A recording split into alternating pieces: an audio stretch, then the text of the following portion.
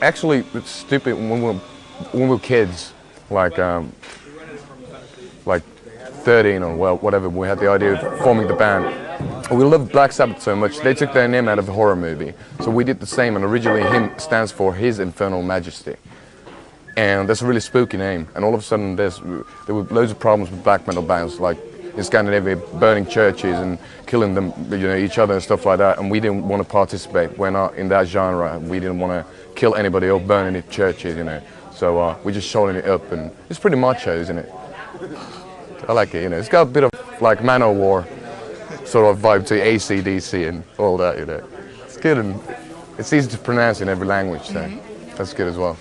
We're not your typical Finnish band, but because, we grew up with bands like Led Zeppelin, Aerosmith, Kiss, stuff like that. Like Kiss, my first love when it comes to music. But then again, I've always appreciated a lot like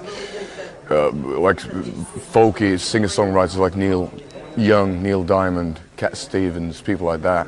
And then again, the old Finnish folk music. So when it all comes together, hopefully we're trying to sort of like create a cocktail of all the influences, rather than sort of like trying to restrict ourselves artistically. So the difference, let's say we didn't start playing music because we wanted like girlfriends with like big silicone boobies and fast cars and beautiful penthouses and lots of money. We started because we loved music and we wanted to be a part of what our like idols did.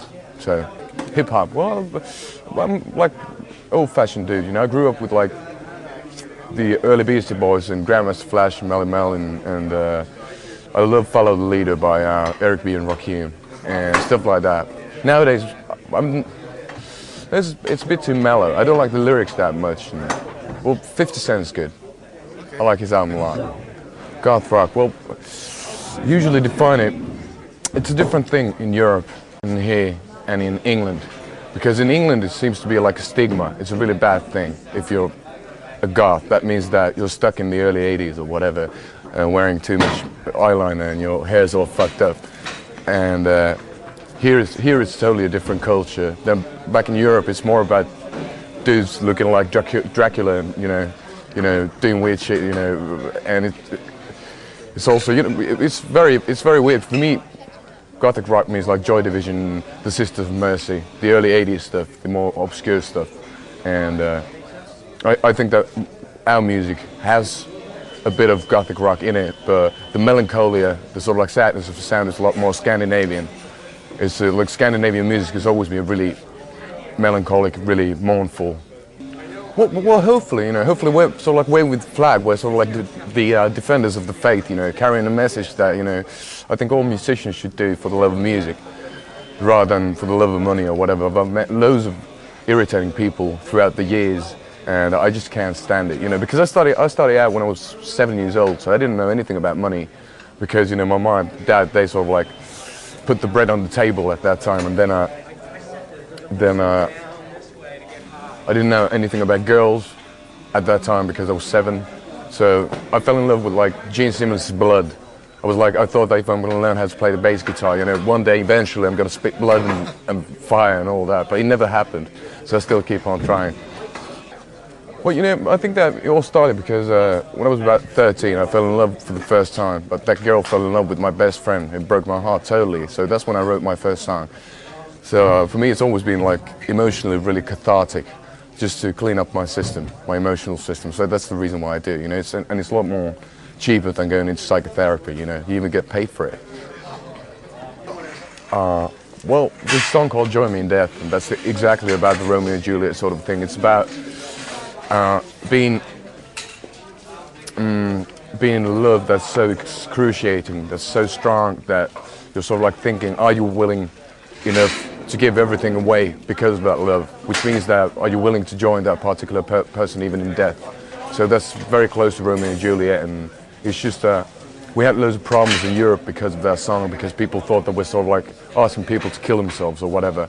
But I think that if Romeo and Juliet would come out now, I think they would be banned from most of the places. So I'm not claiming to be the new Shakespeare, but there's good ideas behind what he's done, and they're eternal ideas, so they still work, and they still, it's just pondering about how much you're willing to give to that person you really love.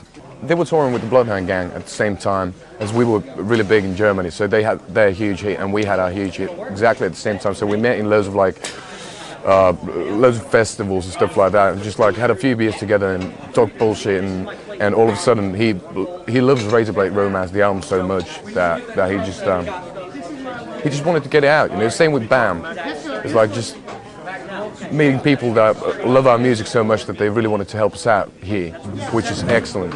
Oh, I was flying on a British Airways flight over to London, and this really bad movie called The 13th Floor came on, and I thought the song at the end was really cool. And then when I got there, I was in Switzerland or something, I turned on the TV and there's this really hot chick singing the song that I heard, and it turned out to be Ville Valo. So I was like, I gotta hook up with those guys, they seem pretty cool.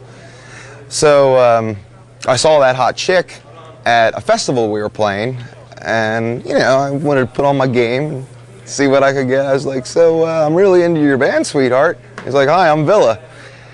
So we started hanging out, and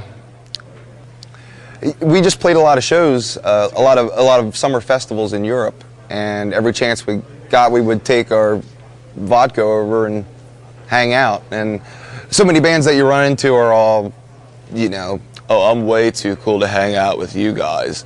So to see somebody that was actually willing to hang out with us was pretty cool. Because before that, it was Air Supply, Young MC, and Don Knotts. I got turned on to him by, I flew to Finland for a skateboard contest, and there was all these ads all over the place about Razorblade Romance, and you know, him was just everywhere. I actually read it on the airplane in an article, so I just kept seeing it everywhere. I go to the hotel room, they have a #1 video, and I was there for 10 days straight, so I had to buy the albums right after that, and then every song was exactly the same. Like, I liked every song even more each time, which never happens. Like, so they slowly but surely became my favorite band. I flew to Amsterdam to see him play, and then from there they played a show in London, and I was with my girlfriend, and she was like, let me just try something. So this was right when Jackass was coming out, so she knocks on the backstage door. Seppo, the manager, answers, and she's just like, Bam from MTV is here to see you. And he's like, oh, all right. And actually, you know, their sick humor is not so far from our sick humor, so we're on the same level. We're both from Pennsylvania, Bam and I. We've both blown pagan bike squads. Yeah, we have the same we have the same kind of humor. We definitely, like, I send him the CKY videos, he loves everything about it, and then he'll like buy some random shady shit off of eBay, you know, like whatever, and we'll just check him out. And yeah, and it's so funny because it took me to fly to Finland to actually meet him, because I didn't know that he lived 15 minutes away from me. And you know, once I flew to Finland, it's like, do you know the Bloodhound Gang? Like, yeah. Like, well, they're gonna like sign him in America, and do you know that he lives 15 minutes away from me? I'm like, what? I gotta meet up with him. So we've been hanging out like every week. Then I called their manager Seppo and said, it would be, you guys don't have, because I couldn't buy their record in America. I was on Amazon and eBay and everywhere, and I couldn't find it anywhere. So I said, I'll start a record company and put out your record. And of course, he never returned my calls for, I think that was June of 2000. And then I finally did a deal with them in June of 2002. So it took about 2 years. And we put out their record in Boston. And I talk too much a lot. Because there's so much garbage out nowadays, like Bloodhound Gang and crap like that, that there's lots of holes to be filled. And if my pecker's not going to do it, Razorblade Romance is. There's lots of holes to be filled. I just think that there's lots of room for what they do. I think things like Evanescence are cheap ripoffs, you know, of what these guys do. And I would rather bang the singer from this band than that band. So that says a lot. And I'm not even gay.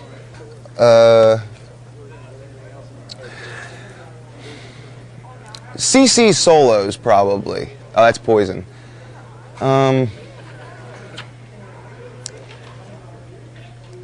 I like everything about the band. I like the fact that it's rock, but it's really melodic, and I'm a fat romantic at heart, so the lyrics are great too, as far as I'm concerned.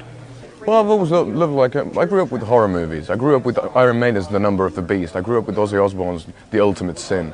So there's, in like harder rock, like a bit darker rock, there's always been the satanic, element in there. It doesn't mean that we sort of like sacrifice babies in the forest every night or whatever, if you know what I mean.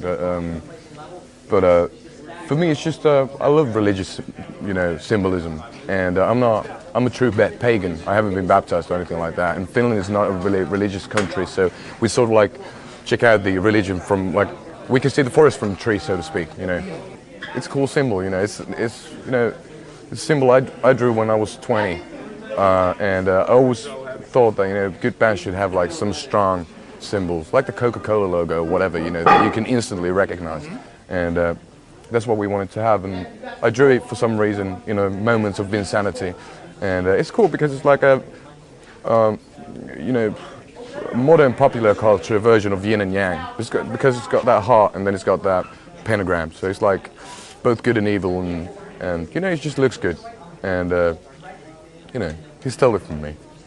But it's cool because it's all about sharing in that sense. On like skateboard companies, there was like a fad for like a year to like just take like the Ozzy logo and put your name in front of it, or like any kind of favorite band like Rolling Stones, they'd have the lips, and then the pro skater's name. Well, I took the heartogram, and it happened to be a big hit. And all these kids started drawing the heartogram all over the place, and now it's time to show all the skaters that it's a really good band from Finland. That's where the heartogram originally came from. No, if I get it's just that, how you see girls with really great tattoos, and you know that when they're 50, that stuff's just going to be sagging. It's just going to be, like, she has a little something on her breast. Like Eve, she has those, they look great now, but pretty soon they're going to look like there's a panther scraping her knees, like in 50 years. So I know I'm already heading down that path. So it won't be, I don't have the body. Plus, I can't really take off my shirt and be like, is that a tattoo under that hairy muff of chest patch that you have? I think life is all about good manners. You should open up doors for ladies, and you should say thank you. And you should not swear, and you should not spit. And that's what my parents told me. That's what I'm trying to do, and it's brought me this far. I'm not a big thinker, I've got a big heart and a small brain.